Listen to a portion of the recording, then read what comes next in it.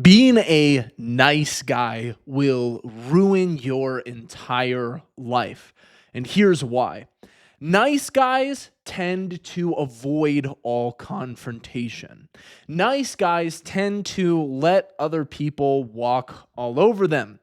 Nice guys tend to not make their opinions and their thoughts known publicly. Nice guys tend to passively float through life wherever the wind takes them.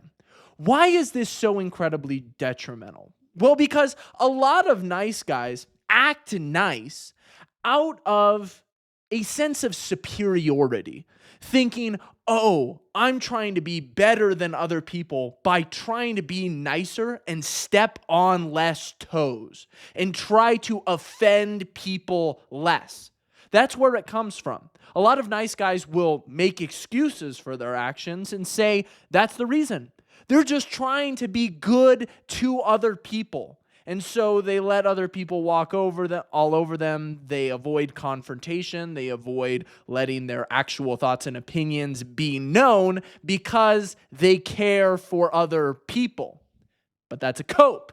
That's actually not the reality of the situation. Nice guys actually act the way that they do because it's easier to go through life without confrontation. Because confrontation takes energy. It takes energy and confidence and putting work into yourself to make yourself known to others. It takes energy to oppose other people's viewpoints. It takes energy to not have other people walk all over you. They take the passive approach. They're very similar to water. They flow whichever way is easiest. And this is not what you're supposed to do as a man. Our first sin in the Garden of Eden was to be passive. When the serpent was telling Eve, oh, go eat from the tree of knowledge of good and evil, where was Adam? Where was he? And when Eve came to Adam and said, hey, eat the fruit, he just listened. He wasn't exercising his dominion. He was not exercising his authority that God had given him in the garden. He was given a set of principles to live by, and he failed to uphold them with himself and with others. That was the first mistake of man. And nice guys continue to make the same mistake over and over and over again. And what you'll find is if you're a perpetual nice guy, where you're constantly trying to walk on eggshells, you're constantly trying to avoid confrontation, number one, you will wake up a couple years down the road and you will realize, wow, I don't even have a personality anymore. People don't even know the real version of me. They can't even like the real version of me because I've never shown them. Because I spend so much meticulous time trying to craft my personality into being a person that doesn't offend others, into being a person that is not off-putting to others. This ultimately stems from fear and from insecurity because you're scared of how other people are going to think about you. You're scared what your opinions might do to them. You're scared that you might drive some people out of your life for being yourself. And so you suppress yourself. You let people poke you. You let people prod you. You let people treat you like you're somebody that never has anything to say, that doesn't have any opinions of his own. But in reality, what you're going to actually become is the worst kind of man of all. You see, when passivity goes on for long enough, eventually a man breaks. Eventually, a man is going to become fed up with the way that he is being treated, whether it's by other men or whether it's by women. And what happens then is he will lash out in an attempt to get his dignity back. Because this happens all the time. These nice guys, They realize years down the road that they lost themselves trying to please others. What's the only thing left to do? Well, it's to become an asshole. You've been getting walked all over your entire life. Now it's time to take back some ground and take back some of your personality, but you overextend because you haven't practiced healthy confrontation. You haven't practiced standing up for yourself. You haven't built up confidence on who you actually are as a person. So what ends up happening is you hurt others. Nice guys will always become the most toxic men because they will go too far and end up hurting other people trying to get the respect that they have lost. You can watch this with every single nice guy.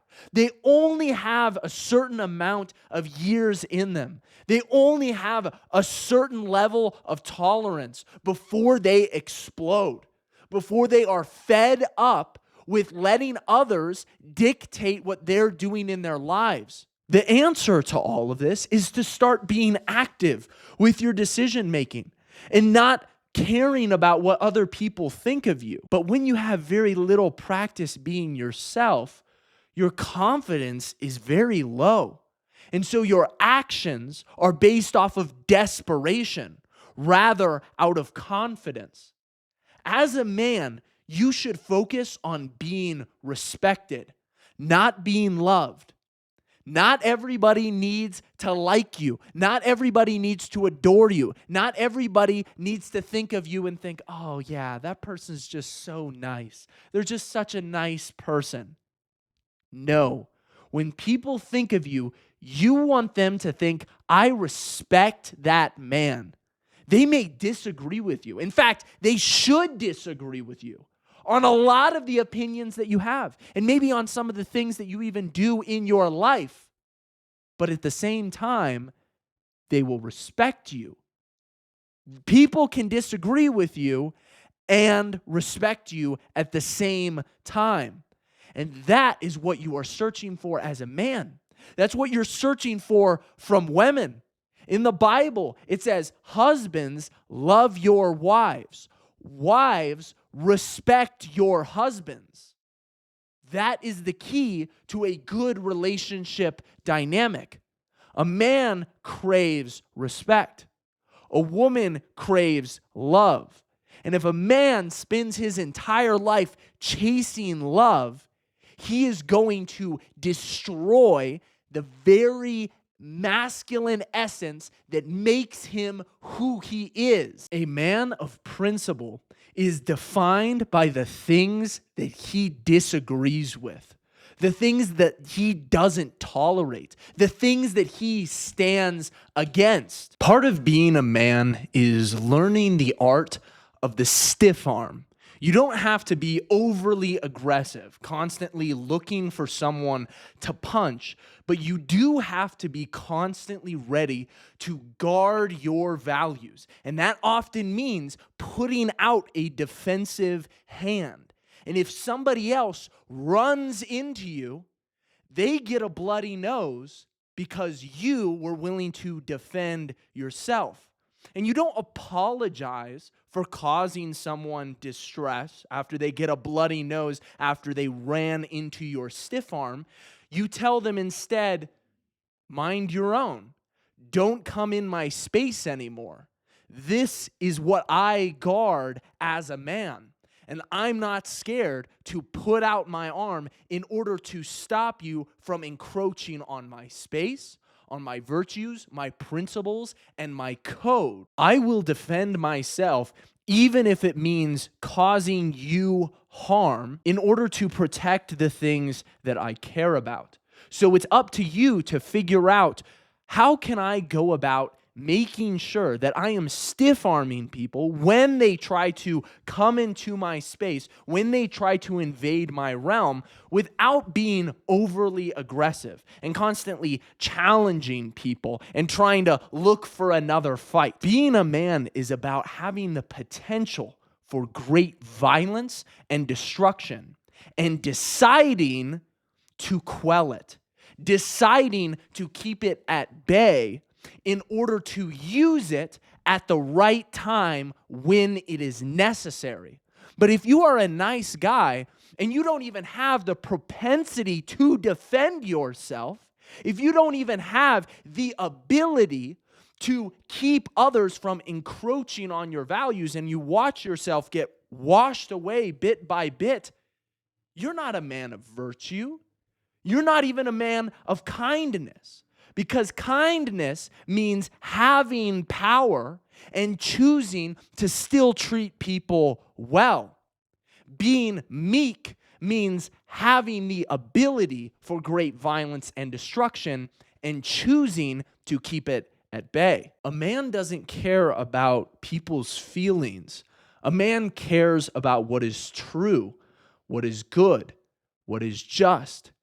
He does not fall to his own desires. He does not let his own carnal desires and his wants lead the way.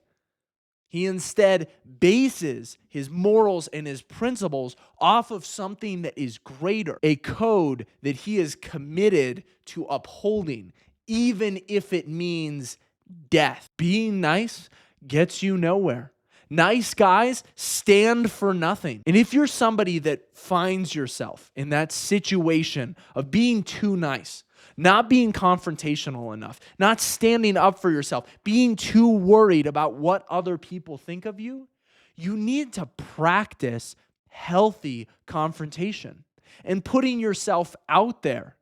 You have to practice being more social and voicing your opinions, improving the way that you speak, improving your communication so that you can get your true thoughts out there and to help people understand who your authentic self truly is. It's something that's difficult. It takes a long time to develop. It's uncomfortable and it takes effort, but that's exactly what the path of a man is supposed to look like. It's not supposed to be easy. You're not supposed to just be able to uphold your virtues, your values, your morals, your principles, and your code without having to sacrifice. You actually have to put in the energy to oppose forces of evil and to oppose other people's opinions, other people's worldview. So what are some practical examples of healthy confrontation that you can practice? One example that I give commonly to the guys that I work with is if a waiter comes up and gives you your food and you see that you got a side salad instead of a side of fries. A nice guy, somebody who is not confrontational, will sit there and take it. He won't say anything. He doesn't want to put in the energy that might possibly make somebody else feel embarrassed, that might make himself feel a little bit embarrassed about the fact that somebody else messed up his order. It's a passive action. A man will practice confrontation in these scenarios and say, hey, excuse me, I ordered a side of fries. I didn't order the salad. You guys messed up my order. Can you please go get me the side of fries? You say it how it is. You tell the truth. You speak the thoughts that are actually running through your head, even though somebody is going to have to admit their mistake. Somebody else is going to have to say, I messed up. And that's almost always how it is in these situations. It's the exact situations that create nice guys in the first place, is ones where they don't want to go out of their way to show somebody else that they are messing up. But you as a man are called to hold other people responsible for their work and for their mistakes. That is part of what you have to do. You have to put forth the energy and effort to say, no, things are going to be done this way. No, this is the path that we are going to take. This is such a simple, harmless example that I'm giving you here, but it's little things like this that will build up your confidence as a man. And as time goes on, when you find yourself in a relationship where a woman is doing something that she shouldn't be doing, or you're talking with friends and your friend is doing something that he shouldn't be doing, you have the confidence to call them out on that type of stuff and say, hey, if you don't act this way, or if you don't stop doing this, this relationship is over. Standing up for yourself, marking your boundaries in the stand and saying, hey, you crossed the line. Get back on the other side, or this is over, or there will be consequences. That is how you navigate life as a man. That is the power of masculinity that God has endowed to us. A woman will always seek to control you, but you shall rule over her. That is what God told us to do as men. That's our job, to be leaders, to go forward. And how can you expect someone else to respect you if you don't even respect yourself? How can you accept somebody else to take you seriously if you don't even take yourself seriously? If you don't stand up for yourself? If you don't do the things that you tell others that you're going to do, or that you tell yourself that you are going to do? The modern man breaks 100 promises to himself every single day. Every single day, he makes tiny compromises that erode his foundation. And he wakes up a couple years later wondering why everything has collapsed. Hopefully you guys enjoyed this video. Make sure to drop a like down below if you did. Drop a singular thumbs up in the comment section if you watched all the way through to the end. Because if you did, you've got an attention span of steel, my friend. And I would give you props for that. I'll see you guys all in the next one.